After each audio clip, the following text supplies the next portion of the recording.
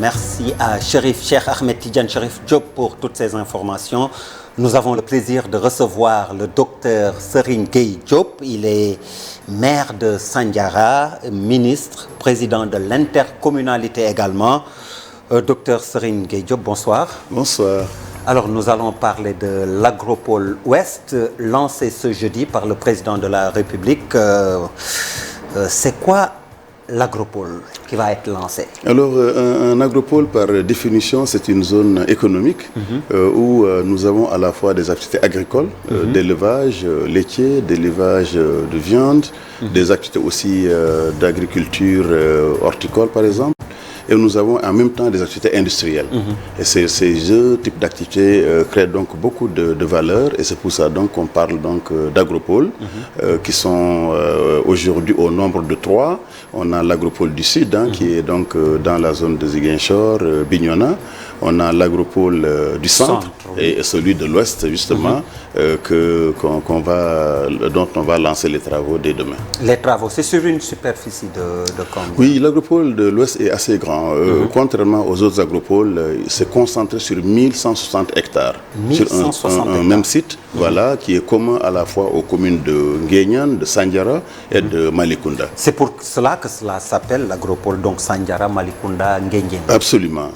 Et qu'on parle également d'intercommunalité. Exactement. Alors ça, c'est aussi nouveau. Je pense que ce qui est nouveau dans ce projet, c'est qu'il y a d'abord l'intercommunalité qui gère l'agropole.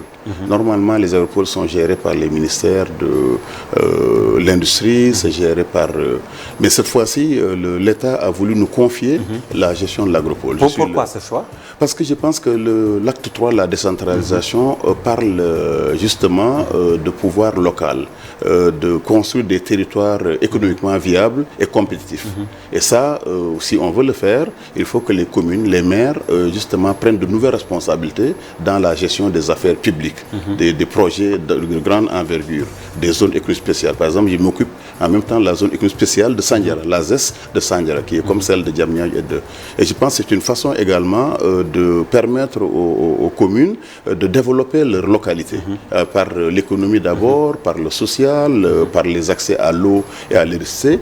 Mais je pense que l'autre dimension, c'est carrément de créer des emplois locaux, de freiner l'exode rural et de contribuer aussi Mais justement, à quels sont les types d'emplois, le nombre également qu'on peut espérer avec l'agropole Ouest? Absolument. Alors, les agropoles ont cette caractéristique de créer beaucoup d'emplois. Là, par exemple, on parle de 11 000 emplois directs et indirects, essentiellement dans le domaine de l'horticulture. Vous savez, un hectare d'horticulture, c'est presque une dizaine de personnes pour chaque hectare. Là, on parle de 700 à 800 hectares qui sont effectivement prévus. Et puis, ce n'est pas l'horticulture traditionnelle. C'est vraiment de l'oignon qu'on va faire sur les grandes cultures. Nous allons faire de la pomme de terre. Vous savez, le pays importe encore tous ces produits-là. Nous allons avoir également beaucoup de serres agricoles pour les productions pratiquement industrielles de tomates, de cerises, de tous ces produits à haute valeur ajoutée. C'est ça qu'on considère dans les agropoles. Les agropoles ne sont pas faits pour vraiment produire des produits qui n'ont pas de valeur ajoutée. L'autre, troisième activité qu'on va faire, c'est la production de lait.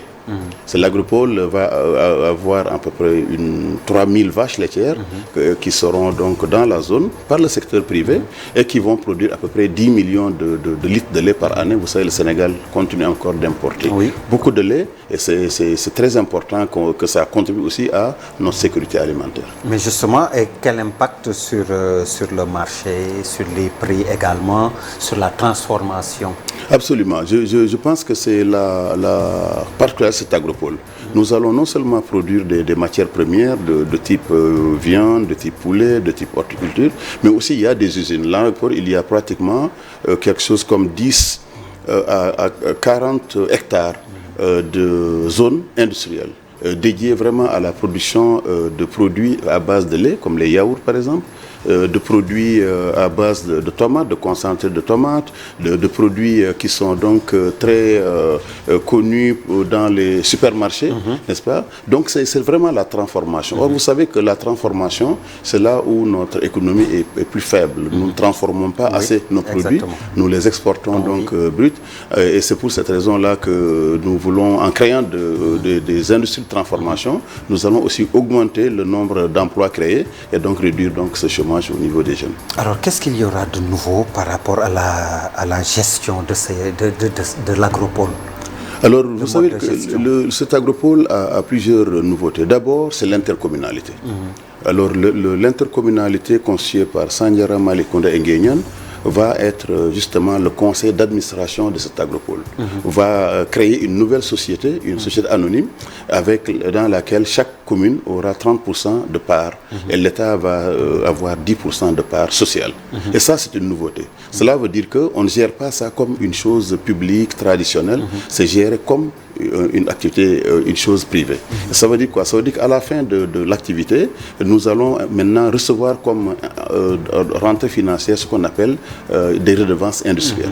Chaque industrie qui occupe un terrain va d'abord payer un droit d'entrée, mais aussi va payer des redevances annuelles.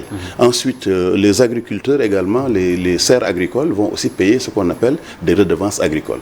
C'est ça qui va constituer donc le chiffre d'affaires de l'intercommunalité. Mais en dehors de cela, il y a 3 domaines agricoles communs à l'intérieur de l'agro, qui pour les jeunes de Nguyen, c'est carrément 50 hectares, de Sandiara et de Malicounda, qui vont aussi bénéficier de financements de l'ordre de 5 milliards pour également mener des activités de production de moutons pour la Tabaski, mais de façon vraiment moderne, industrielle, des activités horticoles dans lesquelles aussi il y a 3 écoles de formation agricole. Parce que là où le bas blesse, il faut former. Exactement, c'est là où j'allais en venir. On parle de plus de 11 000 emplois. Est-ce qu'il y a l'adéquation, formation, emploi pour les jeunes par rapport à ce projet? Absolument. Vous savez, pour créer des emplois, il faut 2 choses. Il faut d'abord des investissements. Oui. Voilà, pour entraîner il faut la consommation. Là, vous avez une croissance. Oui. Et c'est à partir du moment où il y a cette croissance-là que vous avez besoin d'emplois pour la production. Et justement, dans cet agropole, nous aurons 2 types d'emplois. Il y a des emplois directs. C'est ces jeunes qui vont travailler dans ces fermes donc, qui leur appartiennent en quelque sorte. Mais c'est aussi les emplois agricoles. 1 hectare de pommes de terre ou de sucre, c'est pratiquement 5 personnes. Alors, à 10 personnes. Vous imaginez donc sur 800 hectares, ça va faire à peu près pratiquement une dizaine de milliers d'emplois. Et c'est ça, en réalité, au niveau des agropoles, la différence. Deuxième chose qui me paraît extrêmement importante au niveau de ces agropoles, c'est la chaîne de valeur. Vous savez, souvent, on produit, mais pour vendre, on a des problèmes. Alors là, on aura des emplois indirects. Tous ces jeunes qui viendront acheter des pommes de terre, qui vont les stocker, qui vont aller les vendre à Mbour, à Joal, mais dans toute la région de Thiès. Alors ça va créer des emplois indirects. Il y a aussi le transport qui va aussi être important. Mais le dernier volet qui est très important, c'est les éleveurs. Je vous ai dit qu'il y a 150 hectares pour les jeunes, il y a presque 800 hectares pour l'industrie, mais il y a 200 hectares pour les éleveurs. Et ces 200 hectares pour les éleveurs, c'est destiné à moderniser l'élevage qui était dit élevage itinérant, etc. On veut les sédentariser, faire des cultures effectivement fourragères, mais aussi donner ce qu'on appelle, faire aussi des croisements entre des vaches qu'on va prendre des pays donc modernes, des vaches qui peuvent produire 20 litres, 30 litres de lait, à croiser avec leurs vaches, et ça permet aussi d'améliorer donc la productivité. Surtout pour les moutons, avec toujours à la Tabaski, on attend les moutons qui viennent du Mali, de la Mauritanie, l'autosuffisance en moutons. L'éternel problème à l'approche de la Tabaski. Alors, en termes d'investissement?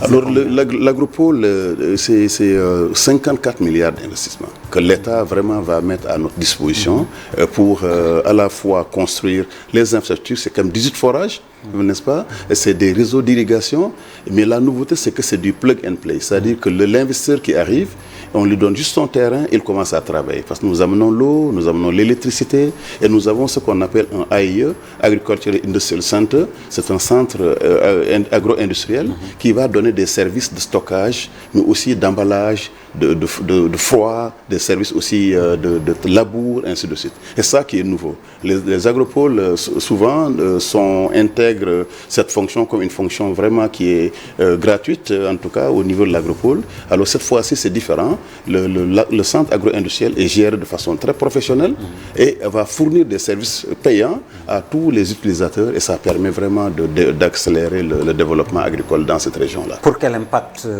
d'abord pour vous, pour votre municipalité?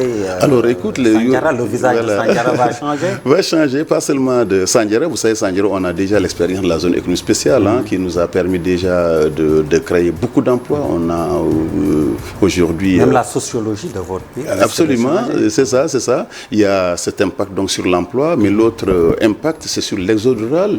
Les gens vont rester sur place. Le troisième impact, c'est sur les budgets des communes. Les communes dépendent de l'État pour des fonds de concours. Là, les communes auront maintenant des revenus qui viendront justement des bénéfices engrangés par la gestion, les redevances qui seront payées. L'autre facteur, c'est vraiment la modernisation, parce que tous les villages qui sont aux alentours, dans le cadre de la RSE, auront maintenant un accès à l'eau, à l'électricité. On construira des centres de santé tout autour. L'autre impact, c'est la formation professionnelle. Je viens de vous dire que ces jeunes qui seront dans les centres pour les jeunes, en fait, vont aussi bénéficier d'une formation agricole. C'est très important. Dans les techniques horticoles, dans les techniques d'élevage laitier, dans les techniques d'élevage de moutons, de façon vraiment industrielle. Et je pense que c'est ça qui permettra au Sénégal de lutter efficacement contre l'insécurité alimentaire. Notre pays a absolument besoin de ne plus importer des choses comme le lait, par exemple. Le poulet, on l'a déjà fait. Il faut absolument que le Sénégal arrive à avoir son propre stock de lait, son propre stock de céréales, de maïs, n'est-ce pas, et arrive aussi à importer, à ne plus importer vraiment tous ces denrées horticoles, des tomates, cerises ou des concombres, et ainsi de suite. Donc c'est ça le but des agropoles, c'est vraiment augmenter la part des exportations, réduire les importations, créer de la valeur et créer des richesses au niveau des terroirs. Donc le lancement c'est ce jeudi, à quelle heure? C'est jeudi à 16h, donc toutes les populations donc, du Djegem sont invitées, toutes les populations de Mbour, de la région de Thiès sont invitées, avec mes collègues de Malicounda, le maire Maguessène en train de mobiliser toutes les populations, le maire de Nguyen Alpha Samba également, tous les maires du département, le conseil départemental. Bref, on lance un appel à tout le monde parce que ça va changer complètement le visage de notre zone, sur cette zone donc, de Sandiara, Nguyen et Malicounda. Docteur, vous êtes maire, engagé politiquement donc, et avec ce qui s'est passé, les législatives, on est toujours dans l'attente des résultats. Demain, 18h au plus tard, pour les résultats provisoires. Mbour, votre département a été âprement disputé. D'ailleurs, plusieurs fois, on a attribué la victoire à l'opposition, à la majorité, puis à l'opposition, puis encore à la majorité. Finalement, comment ça s'est passé pour vous à Mbour? Oui, nous avons fait une très belle campagne électorale dans le département de Mbour. Et aujourd'hui, je peux vous affirmer que nous avons vraiment gagné le département de Mbour. Parce que Mbour, il y a deux choses. Il y a d'abord Mbour-Ville, qui est donc le centre, une forte population. Mais on oublie qu'il y a aussi le Djegem. Le Djegem, c'est cette zone entre Mbour, Sandiara, Nguyen, Malicounda, jusqu'à Ndiaganiao et Sesen. Vous évoquez le vote rural, quoi. Voilà, c'est ça. Et ça, alors, c'est ce vote-là, effectivement, qui a permis de compenser les quelques voix qu'on avait perdues à Mbour.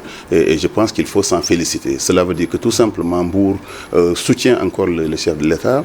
Mbour est un potentiel électoral et ça nous a permis vraiment de ne pas vraiment sombrer comme dans certaines zones, dans cette vague anti-APR là, et nous sommes très très contents en tout cas de ces résultats. Au niveau national, comme je dis, l'espoir est encore là, nous attendons avec impatience les résultats, mais nous sommes sereins.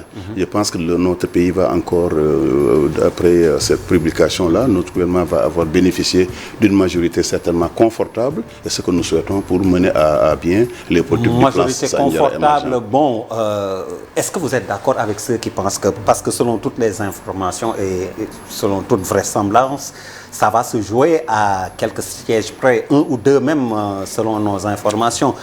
Est-ce que vous êtes d'accord avec ceux qui disent que, voilà, maintenant, avec ce genre de majorité à l'Assemblée nationale, que ce soit pour l'opposition ou pour le pouvoir, on entre de plein pied dans l'ère des grandes démocraties comme aux États-Unis ou au Congrès, cela se joue à un siège près à chaque élection. Oui, c'est une bonne chose pour la démocratie, mais on va être prudent parce qu'aujourd'hui, il faut savoir que nous n'avons pas encore les résultats officiels, mais notre gouvernement est préparé à tous les cas de figure. Vous savez, ce qui est plus important, c'est d'avoir une majorité. Qu'il s'agisse d'une majorité à une voix, à 2 voix, à 10 voix, l'essence, c'est quand nous avons des politiques importantes, des lois à faire passer vraiment au niveau de l'Assemblée nationale, qu'on puisse bénéficier de l'ensemble de nos députés, mais aussi des alliés. Parce que n'oubliez pas que quand même, dans ce qu'on appelle en tout cas l'opposition, les autres partis, nous avons aussi la possibilité d'avoir d'autres voix. Mais je pense que c'est trop tôt aujourd'hui pour savoir un peu quelle sera la configuration de l'Assemblée nationale. Nous sommes confiants. Nous avons beaucoup de programmes à mettre en œuvre sur le plan économique et nous comptons beaucoup sur cette Assemblée nationale, effectivement, pour voter les lois, pour accompagner ce que fait notre gouvernement. Alors, retour à ce qui fait l'objet de ce débat, de cette émission, c'est l'Agropole Ouest. Est-ce que vous pensez travailler avec les syndicats de patronat, comme par exemple la CNES, d'envisager des partenariats publics? Oui, en réalité, l'Agropole, comme les zones économiques spéciales, le premier partenariat, c'est le secteur privé, c'est vraiment le patronat national. Qu'il s'agisse de la CNES, de la Conférence des grandes entreprises, du MEDES, nous lançons un appel à tous ces. D'ailleurs, on les a même invités demain pour qu'ils puissent venir voir. Parce que chaque fois qu'on lance ces projets comme les S, on doit mettre la priorité sur le patronat national. Et demain, nous comptons sur, en tout cas, le patronat national pour qu'ils viennent donc s'investir dans le domaine de l'industrie, qui va être un des facteurs de développement de cette agropole-là, dans le domaine de l'agriculture moderne, dans le domaine aussi de l'élevage, et ainsi de suite. Je pense que cet appel est vraiment important, parce qu'il ne faut pas laisser seulement l'international venir dans ces agropoles ou venir dans ces zones économiques. Mais on ne peut pas non plus attendre tout simplement que le patronat vienne. Donc c'est pour cette raison-là que quand on le fait, on fait des journées d'investissement. Et dès que l'agropole sera lancé, alors nous allons maintenant lancer un appel à candidature. Toutes les sociétés qui ont des expertises dans le domaine de l'aviculture, des abattoirs, de la viande, dans le domaine laitier, dans le domaine horticole, dans le domaine de la production de pommes de terre, des grandes cultures, dans le domaine des serres agricoles ou de tout ce qui touche à l'élevage intensif de moutons, dans le domaine des cultures fourragères ou dans le domaine de la transformation de la tomate en purée, ainsi de suite. Alors ces sociétés, en réalité, nous allons leur faire un appel au niveau national d'abord et au niveau international. Vous parlez de tomates avec beaucoup de passion en bon gay. Docteur Serigne Diop, vous êtes un Diobène ou un Gueye? Diobène, plutôt, oui. Donc c'est Serigne Gueye Diop, un bon Diobène. Les Ndiayènes vont vous juger. Ça, je sais. Avec l'approche de la Tamkharit. Merci à vous, docteur. Merci beaucoup pour votre invitation. Serigne Gueye Diop, donc maire de Sandiara, président de l'intercommunalité. Vous êtes également ministre. Merci à vous également, mesdames, messieurs, de nous avoir suivis. Excellente suite de programmes sur la TFM, la télévision Futur Média. Merci, bonsoir.